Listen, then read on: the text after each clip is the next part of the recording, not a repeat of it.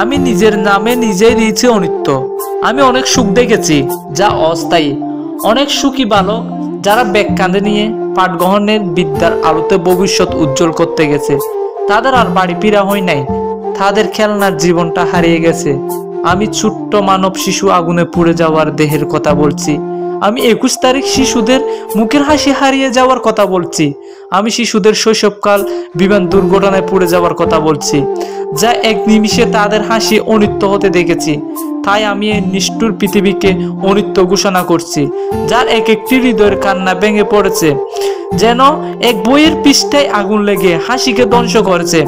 আমি শুধু সুখের বিপক্ষে নয়, আমি পুরো জগতের বিপক্ষে। হে মানব শিশুগণ, তোমাদের বলে রাখি, তোমরা এই পৃথিবীকে সুখ খুঁজিও না। এই দুনিয়ায় কোনো কিছু চিরন্তন নয়। এক একটি মানব শিশু এক একটি দিনে আমন্ত্রণের জন্য ফাঁসিতে টাকিয়ে দেওয়া হয়। যেখানে সৃষ্টিকর্তা তার সৃষ্টির ধ্বংস করতে উত্তাল, সেখানে আমরা নতুন স্বপ্ন বাস্তবায়ন করতে লেগে আছি।